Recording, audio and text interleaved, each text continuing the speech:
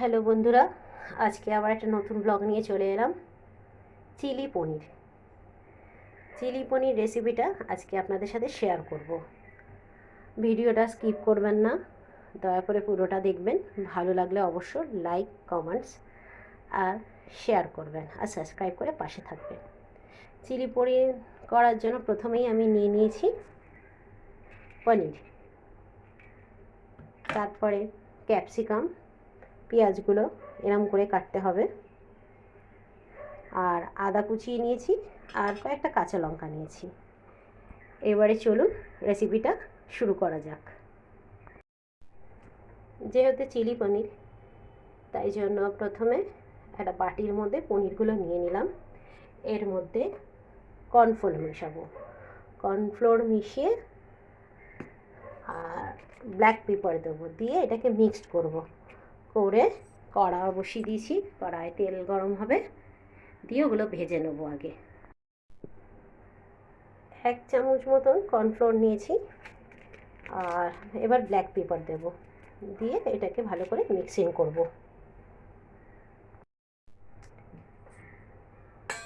ভালো করে এগুলোকে মিক্সড করে নেব।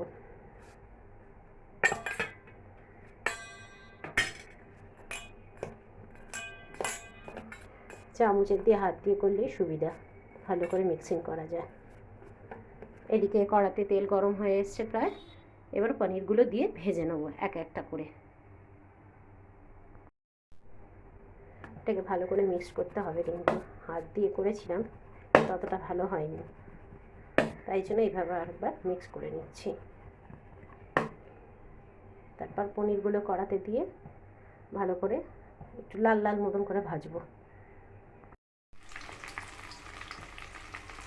কড়াতে পনিরগুলো দিয়ে দিয়েছি, এগুলোকে এবার ভালো করে একটু লাল লাল মতন ভাজা হয়ে গেলে কড়া থেকে তুলে ফেলবো।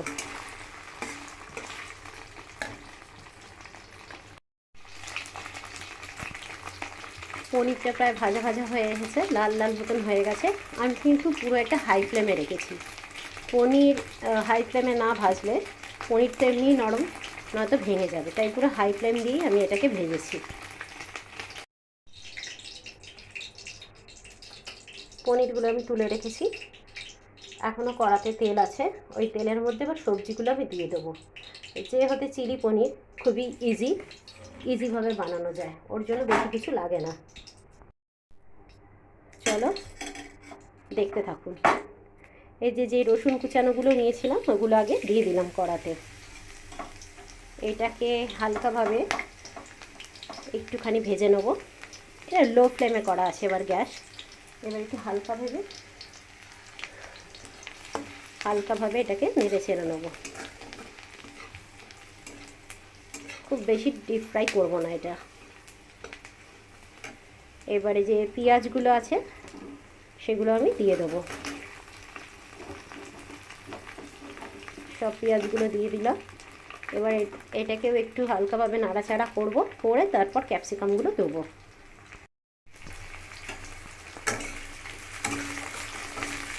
আচ্ছা, পেঁয়াজগুলো আমি একটুখানি হালকাভাবে ভেজে নিয়েছি, মাঝারি ফ্লেমে রেখেছি গ্যাসটাকে। খুব ভাজা ভাজা করলে হবে না। এবারে ক্যাপসিকামগুলো আমি দিয়ে দিচ্ছি। এগুলো হালকা করে ফ্রাই করে একটু চাপা দিয়ে দেবো, তাহলে এগুলো সিদ্ধ হয়ে যাবে। একদম লো ফ্লেমে করে আর চাপা দিয়ে দেবো। এবার যে কাঁচা লঙ্কাগুলো কেটে রেখেছিলাম ওগুলোও দিয়ে দিলাম, দিয়ে ভালো করে নাড়াচাড়া করে এটাকে আমি চাপা দিয়ে দেবো। গ্যাস একদম লো ফ্লেমে করা আছে, করে আমি চাপা দিয়ে দিয়েছি। যতক্ষণ সবজিগুলো সেদ্ধ হচ্ছে ততক্ষণ আমি কি করব, দেখুন জল, এটা হাফ কাপ মতন জল আছে। এই চামচের 2 চামচ মেপে কর্নফ্লোর মিশিয়ে ভালো করে লিকুইডটা তৈরি করব। যেহেতু চিলি পনির একটু থকথকে মতন হবে, কর্নফ্লোর না দিলে তো হবে না, তাই ওটাকে এখন রেডি করে রাখবো। দেখুন মিক্সিংটা কোনো লাম্পস নেই, পুরো একদম লিকুইড দুধের মতন হয়ে গেছে। এবার আমি দেখে নেবো ঢাকনা খুলে যে সবজি কতদূর কী হলো। ঢাকনা খুলেছি, কিন্তু ক্যাপসিকাম এখনও সিদ্ধ হয়নি, এখনও কাঁচা কাঁচা আছে।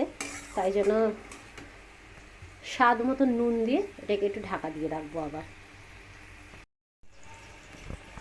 যে আমি নুন দিয়ে দিয়েছি, দিয়ে ভালো করে নাড়াচাড়া করে আবার এটাকে একটু ঢেকে দেবো মিনিট 10 মতন, তাহলেই সিদ্ধ হয়ে যাবে। এবার প্রায় সবজিটা সিদ্ধ হয়ে গেছে, প্রায় অনেকটাই হয়ে গেছে বলতে গেলে। এই দেখুন, হ্যাঁ পুরোই সিদ্ধ হয়ে গেছে। এবার আমি একদম অল্প একটু হলুদ দেবো, যদিও বা চিলি পনিরে লাগে না হলুদ, কিন্তু আমি দিই, তাই অল্প একটু হলুদ দিলাম। অনেকে স্কিপ করতে পারেন, অসুবিধা নেই। এটা দিয়ে ভালো করে নাড়াচাড়া করব। এবারে আমি একটু ব্ল্যাক পেপার দিয়ে দেবো। আমি আমার মতন করেই রান্না করি, তাই জন্য আমার যা যা দিতে মন চায় এটার মধ্যে দিয়ে দিই। মোটামুটি টেস্ট ঠিকঠাক রাখতে হবে আর যাতে খাওয়া যায়। করলাম। এবার 1 চামচ মতন আমি আদা রসুন পেস্ট দিয়ে দিলাম। অনেকে এটাও দেয় না, এটা যে যার ইচ্ছা হলে দিতে পারেন, না হলে স্কিপ করে যেতে পারেন, অসুবিধা নেই, কিন্তু টেস্টের জন্য আমি দিই। এটা দিয়ে ভালো করে নাড়াচাড়া করব, যাতে কাঁচা কাঁচা না গন্ধ থাকে মশলার। এবার দেবো সোয়া সস, ডার্ক সোয়া সস, এটাকে দিয়ে দেবো। এটাও পরিমাণ মতন, এটা কালার আনার জন্য। যেমন চিলি চিকেনে, তেমনি চিলি পনিরে, চিলি সোয়াবিন, সবই একই রেসিপি, একই মশলা, শুধু পনিরের জায়গায় চিকেন আর চিকেনের জায়গায় সোয়াবিন হলো।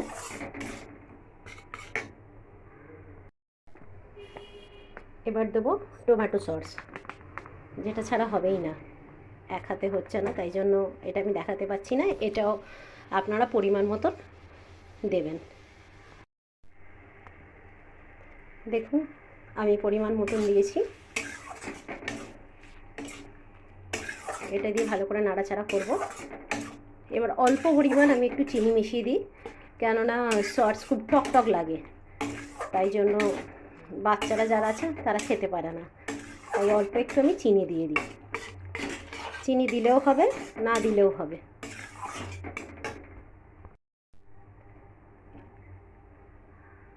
খুব অল্প পরিমাণে দিয়ে দিলাম একটু চিনি। এবার এটা দিয়ে ভালো করে নাড়াচাড়া করব। দেখুন কালারটা কি সুন্দর এসেছে।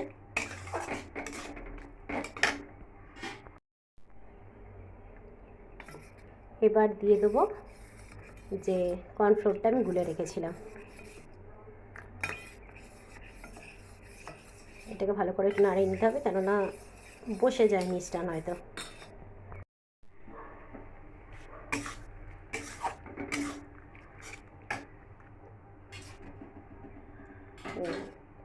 এটা আগে দেবো না, আগে পনিরটা দেবো, তারপর ওটাকে মিক্সড করব। আচ্ছা, এই পনিরগুলো আমি সব দিয়ে দিলাম।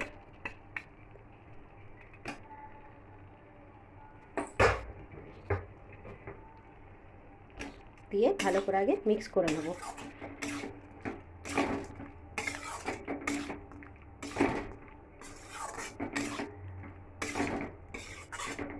আমার তো দোকানের কোনো জিনিসই ভালো লাগে না, না চিলি চিকেন না চিলি পনির, তাই বাড়িতে করলে সেটা বেশি ভালো হয় খেতে, আর অবশ্যই হেলদি হয়। তাই আপনারাও ট্রাই করে দেখবেন, যদি ভালো লাগে অবশ্যই কমেন্টসে জানাবেন। দেখুন এটা দিয়ে দিলাম। এবার এটা দিয়ে একটু নাড়াচাড়া করব, একদমই জল মিক্স করা যাবে না, এটাতেই থকথকে মতন হয়ে যাবে। দেখতে থাকুন, এটা একটুখানি ফুটলেই আমি নামিয়ে নেব। দেখ থকথকে হয়ে গেছে। এবার আমি এটাকে নামিয়ে নেব। Almost ready.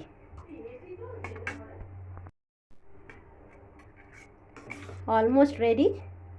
দেখুন পুরো থকথকে হয়ে গেছে, শুধু নামাতে বাকি, তারপর টেস্ট করতে বাকি। রেডি হয়ে গেছে আমার চিলি পনির। এবার শুধু একটু টেস্ট করার পালা, কীরকম হয়েছে। অবশ্যই ভালো হবে, দেখলেই মনে হচ্ছে। যাই হোক, আপনারা সাথে থাকবেন এইভাবেই। আর ভালো লাগলে অবশ্যই কমেন্টসে জানাবেন, শেয়ার করবেন, সাবস্ক্রাইব করবেন। আজকের মতন ব্লগটা এখানেই শেষ করলাম। আবার নেক্সট ব্লগে দেখা হবে। টাটা।